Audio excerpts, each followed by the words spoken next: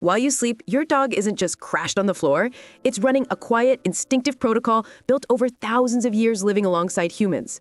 With a nose that can read chemistry, ears tuned to fate sounds, and a body that naturally syncs to yours, your dog monitors you and your surroundings through the night, protecting, regulating, and reassuring without pulling you out of deep sleep. What looks like cuddling, sighing, or pacing is actually a coordinated system centered on you. If you enjoy decoding what your dog is really doing at night, subscribe to the channel and hit like. It helps this reach more dog lovers and tells me to make more videos like this. Silent watcher. When the house finally goes quiet and the last light clicks off, your dog doesn't simply power down. For a few minutes, sometimes longer, they watch you. Not in a horror movie way, more like a field medic taking a baseline. They are reading you. The rise and fall of your chest, the small adjustments you make in your neck and shoulders, the way your legs relax into the mattress, even those micro sighs that show up when your body lets go. Dogs are specialists at catching micro variations. It's a survival trait. In the wild, you don't wait for a big noise to respond. You listen for the almost nothing that comes before it. Domestication didn't delete that talent. It redirected it. So while you're asleep, your breathing and posture become a little dashboard. Your dog has learned the difference between your settling in pattern and your uh-oh, that's not normal pattern. Most nights, they observe. They map your usual rhythm, and that's that. Other nights, when you're congested, anxious, feverish, or just carrying the day's stress into bed, they notice the anomaly. Maybe your cadence turns uneven or your shoulders stay rigid a little too long. That's when their monitoring behavior tends to ramp up because a deviation in your pattern is a flag. Not a panic alarm, just a nudge. Pay attention. There's something disarming about it once you realize what's going on. The stillness, the soft gaze, the way they align their body so they can see your face and the doorway at the same time. They're not plotting anything. They're making sure the night is safe, and you are too. Gentle check-in. If the silent watcher is a quiet scan, the gentle check-in is the follow-through. You won't get a paw to the face every night, but you might feel a nose nudge when your sleep stage changes quickly, or a paw rest on your forearm when you turn over with a little more force than usual. Sometimes your dog will scoot close and curl into you just as you float toward wakefulness, then drift away again when you settle. From the outside, that's just contact. From their side, it's, "You okay?" Think about when those touches happen. They cluster around transitions. The moment you drop into deeper sleep and your breathing changes, the instant you come up from a dream and your body twitches, the brief pause after you exhale when your brain is sliding its gears. Transitions are vulnerable points in the natural cycle. Your dog doesn't know the word REM, but they understand that stillness can mean deep rest or trouble, and movement can mean comfort or distress. So they take a reading. A soft nose on the wrist, a paw set lightly across your hand, a chin parked on your elbow. It's simple, low impact, and effective. The genius of the gentle check-in is that it usually doesn't wake you. It's calibrated. If you're truly fine, you'll barely register the contact and slip into the next stage of sleep. If something is off, if you need to cough, turn, get a sip of water, you'll shift just enough to fix it. Most dogs are good at matching their contact to your state. If you stir and seem agitated, pressure increases. If you breathe evenly, they loosen their touch or retreat to their usual post. This is not a needy demand for attention, it's bedside manner. Without training, small check-ins often snowball, pacing, whining, mixed signals. With training, everyday routines get clearer. One cue, one response, everyone settles. This isn't about night rules, it's about shared language for your whole day. Walks, greetings, alone time, guests. We put together a quick training starter guide with the exact fundamentals. Marker words, rewards, release cues. So you can start today. Click the link below to grab it, and let's keep going. Heat and pressure regulator. If you've ever wondered why your dog cycles through positions during the night, back of your knees, then feet, then hip, then back again, this is your answer. They are not being indecisive. They're running a comfort scan. Temperature is part of it. So is pressure. So is your particular version of, I slept weird and now my neck hates me. Dogs are remarkably good at identifying where your body is losing heat and where it's holding tension. They don't diagnose, they just respond. There's a reason it feels like a weighted blanket when a dog lands in exactly the right place. Pressure is calming. It cues your nervous system to power down from high alert. The right kind of contact lowers muscle tension and steadies your breathing.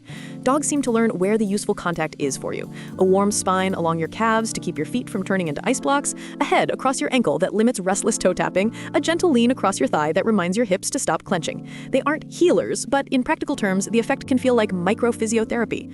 You'll see the inverse move too. They back off when you're overheating. If you kick the blanket away and radiate heat like a toaster, your dog will often shift to a cooler part of the bed or off the bed entirely and keep watch from there. They're not rejecting you. They're balancing the system. Too much heat ramps up arousal and shortens sleep. A little space cools both of you down so rest stays deep.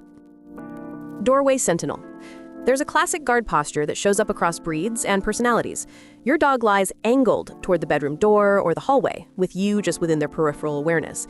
It looks like they're casually draped in a convenient spot. It's not casual.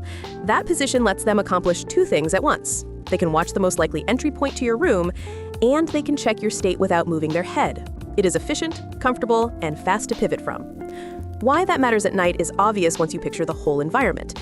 At 2 a.m., the house is quieter, exterior sounds travel farther, and small anomalies, ice maker clicks, settling pipes, a car door down the street, sound bigger. Your dog's ears are made for this. They can sort through layers of noise in a way that would keep you wide awake if you had to do it. Facing the door lets them triangulate source and relevance. Is that the fridge or something at the front steps? Is that the elevator in the building or a footfall outside your door? Is that just wind or did a latch shift? They don't need to bark to do their job. Most of the time, they resolve the question, log the all clear, and stay down. There's a second layer here too. The doorway sentinel buys you a buffer. If something does change suddenly, a loud knock, a dropped pan, a sleepwalking toddler, your dog is already positioned between you and the new thing. That placement isn't theatrical, it's functional. They can intercept, alert, or simply occupy the space long enough for you to wake and orient. Most nights, nothing happens, but part of why you sleep well is the quiet knowledge that if something did, there's a system in place. Perimeter patrol. Every so often, you'll feel the bed lighten, hear a faint tap of nails on the floor, and then silence. That's your dog doing a perimeter sweep. Not the obsessive lap of a bored animal, but a brief, purposeful circuit. Doorway, hallway, the room with the street-facing window, the kitchen, perhaps the back door, and then home base again. Think of it as a reset, like clicking refresh on the house. These patrols tend to happen in intervals. They may stretch out when the night is placid and tighten up toward dawn when the world outside starts to stir. The pattern is often the same each time, which is the point. Identical routes make anomalies stand out. Your dog already knows what normal looks, sounds, and smells like in each spot. If they pause, go statue still, and then move on, that's the moment they processed a noise or scent and classified it as nothing. If they pause longer and you hear a quiet tail thump when they return, that's a little debrief. Everything's fine. You might notice the patrol cadence change when you're unwell or restless. More checks, closer together. That's not your dog being fidgety, it's increased vigilance matched to a perceived increase in your vulnerability. They aren't making a conscious medical decision, they're simply noticing that your pattern is different and tightening the loop because the asset, you, might need attention. If you've ever been sick and had your dog refuse to leave your side, you know the daytime version of this. The nocturnal one just runs on low volume. Biological alarm. There's a moment just before your alarm rings when your dog appears at your side like they knew it was coming. They did. Dogs are alarm clock poets. They don't read digits, they read you. As you come up from deep sleep, your breathing changes, your temperature shifts, your body starts sending signals that morning is near. They catch it.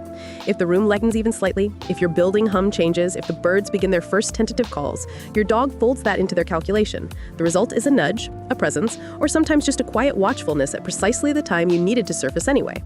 When you oversleep or hit snooze too many times, the biological alarm tends to escalate in gentle steps. First, proximity, then the platform, 2 paws on the bed edge, then contact, a nose to the forearm, then a soft vocalization. The escalation is data-driven. If you stir and seem awake, no need for the next step. If you roll over and bury your face, well, back to step 1. They aren't trying to be annoying, they're trying to align to the rhythm you've taught them. And once you get up at the consistent time for a few days in a row, many dogs will start anticipating it even on weekends, which is either a gift or a gentle curse, depending on your brunch plans. What's remarkable is the way dogs learn your personal exceptions. If Saturdays are slow mornings, where you eventually migrate to the couch and doze, many dogs will split the difference. They'll cue you at usual time, then settle again, as if to say, I'm on duty, but fine, we can do the long version today.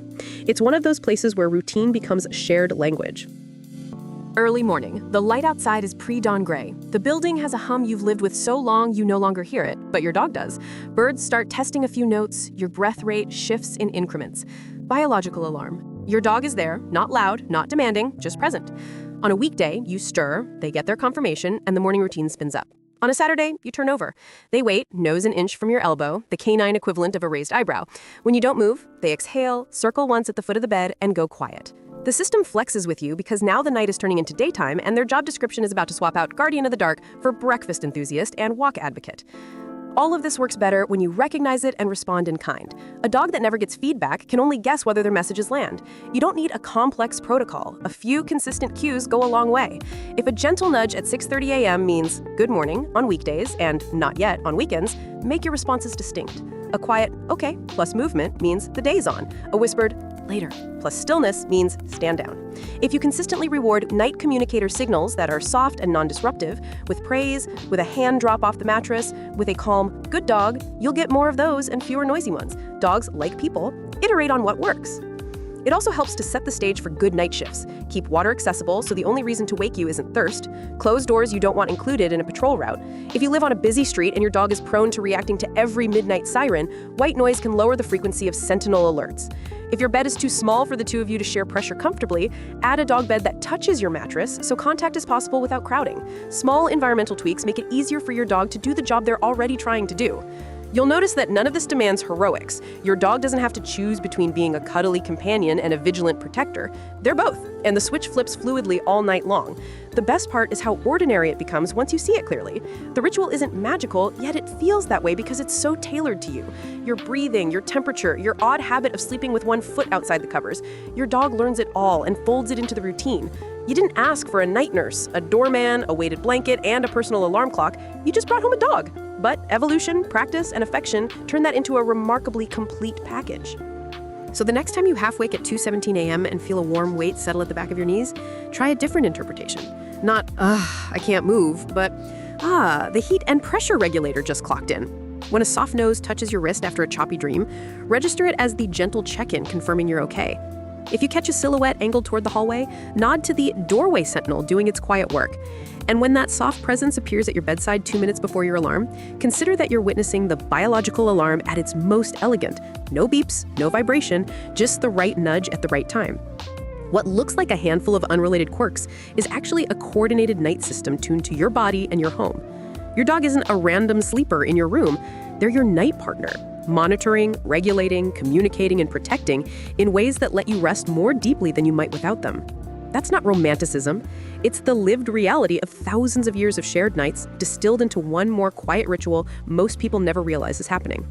And once you do, the darkness feels a little friendlier, and the little sounds of the night stop being interruptions and start sounding like what they really are, signals that the watch is being kept, that the perimeter is secure, and that you're free to sleep. Night communicator. Here's something you might not notice unless you really tune in. Your dog's nighttime language is quieter and lower impact than their daytime language.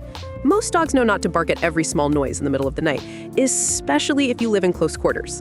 But beyond a lack of barking, there's a whole palette of sounds and signals that show up after dark precisely because they do the job without jolting you awake. The soft sigh is a classic. It's both self-soothing and communicative. I'm good, you can stay sleeping. The little grumble that isn't a growl is more like a question. Hear that? Sniffing at the air, a restrained whine that barely exists, a single tail thump against the mattress, the quiet weight of a head on the bed frame. These are the Morse code of the night.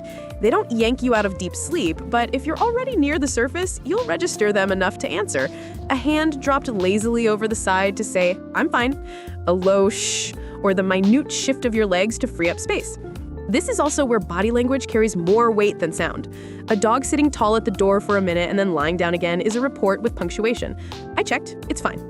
A dog that stands near your face and exhales in a kind of purposeful huff is asking a specific question, awake or asleep? If you don't respond, they'll assume asleep and return to their post. If you do, they'll escalate to whatever comes next in your shared routine. A trip outside, water, breakfast prep, or simply a contented curl at your feet because their job is done for now. Put all of these behaviors together and the night starts to look different. You aren't just sleeping in a room with a dog. You're sharing a system. Here's how a typical night might play out through that lens. You climb into bed, shift around, and settle. Your dog chooses a spot that gives them a good line on your face and the door. Silent watcher kicks in. They track your breathing until it hits your normal pattern.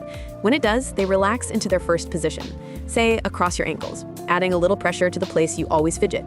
You cruise through your first sleep cycle.